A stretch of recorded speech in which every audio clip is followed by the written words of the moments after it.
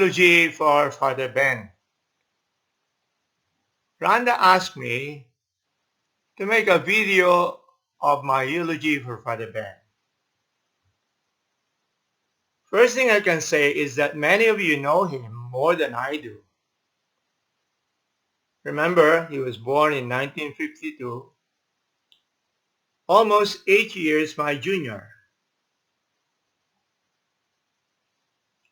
Okay, my first recollection was the wound I caused him on his forehead. We were living in Rojas district. Beside our house was a water canal flowing along the back of our house towards the front. Beyond the canal was a thoroughfare from the street behind our street. We were playing with our neighbors. I made him ride piggyback on me, and I tried to jump the canal. Unfortunately, he fell down into the canal, and Ma immediately rushed him to the community clinic. When I arrived, I got my belting.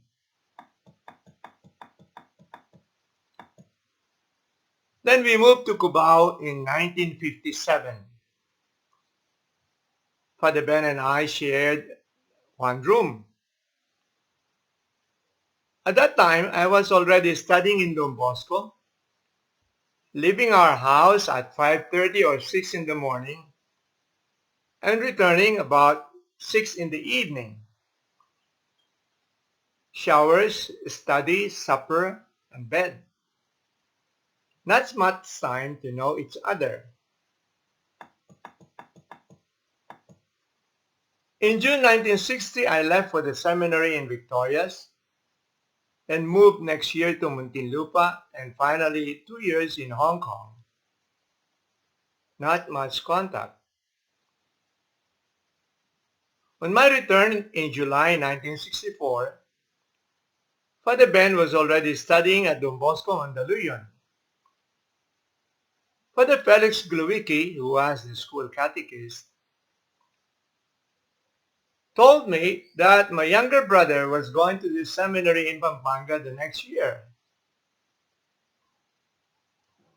I was assigned to Canlubang, then Victorias for 2 years, then Canlubang again before being sent to Rome. When I came back from Rome in July 1971, Father Ben was already a novice in Canlubang. I went back to Victorias, then Cebu next year, where I was made a principal. As a seminarian from Canlubang, Father Ben came to Cebu to attend my ordination.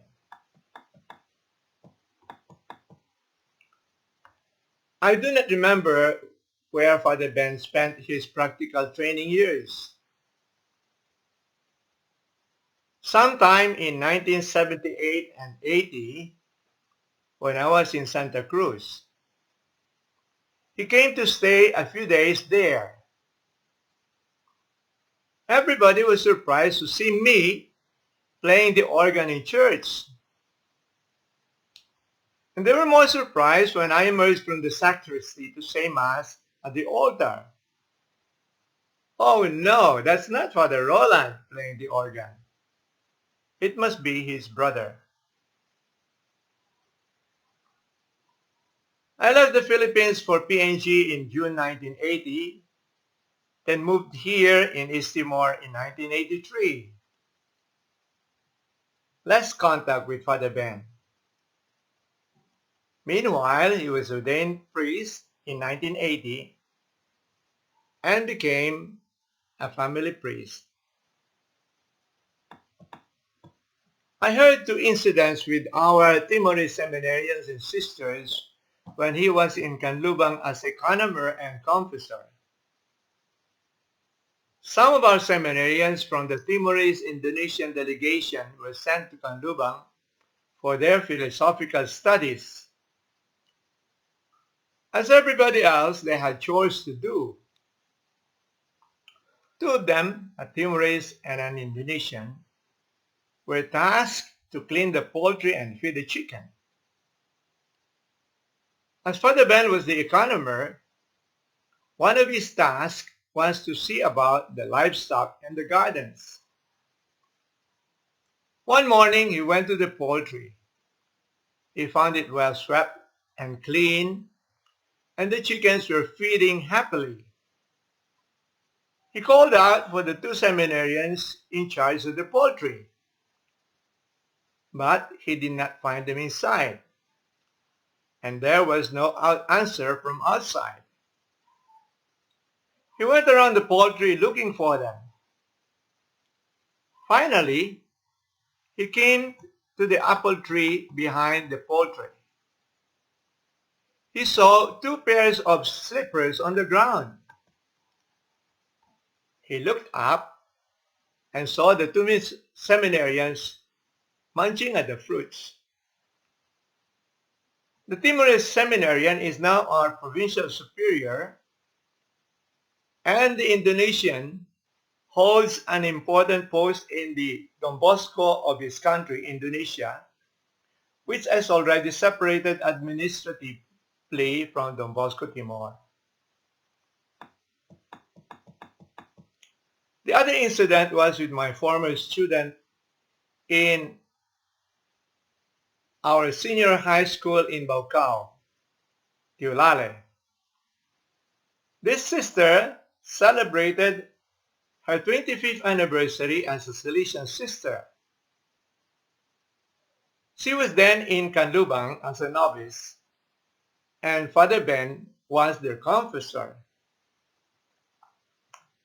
As is usual with patients, Father Ben heard her confession, and before giving her absolution, he asked her to say the act of contrition.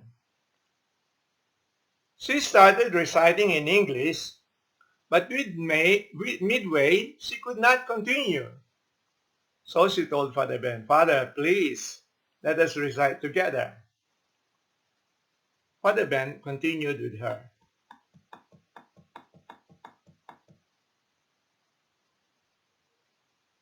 In our senior high school in Baucau, Tiolale, our student council planted 7,000 seedlings of the candlenut tree and sold them to the mayor. With the money, we bought a rock band, guitars, drums, cymbals, amplifiers. Father Noel Villafuerte, a Salesian, trained our students to play. And eventually, the band joined the band competition in town. There were two other bands, the Armies and the one of the teachers of the public senior high school. Our band was the best. At the victory, Father Noel told me, "Fads, you know who taught me to play guitar and drums? Your Utol, your younger brother." That was Father Ben. He indeed was a very versatile musician. Give him a musical instrument and he plays it. I've always felt inferior in this regard. All I could play was the big bass when I was in Canlubang. Boom, boom, boom, boom, boom, boom, boom, boom, boom. I visited Cebu in 2008. There were still the old buildings we built with the students in 1972 to 1977. But a lot has changed.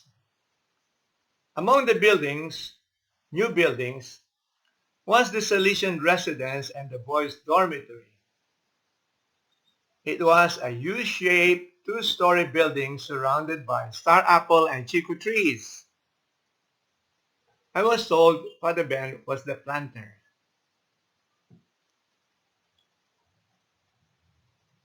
From our conference, some of whom were my students in Cebu, I heard of Father Ben's fame as a retreat preacher. No wonder he was repeatedly assigned to a retreat house in Mambucar in Murcia, Negros Occidental. Some of you have been to the place. Our Salesian priest, who was declared venerable, venerable is the title before blessed and then saint, said in his illness, morire, guarire, no, ma vivere per patire. To die, to get well, no, but to live in order to suffer. Father Ben knew Father Andrea Beltrami's life, and there is a strong indication he knew of his cancer long before. But, as Father Beltrami, he suffered in silence. Don Bosco promised his sons bread, work, and heaven. Father Ben had enough of bread and work, maybe more than enough. Now Don Bosco has to make good of the third one, heaven.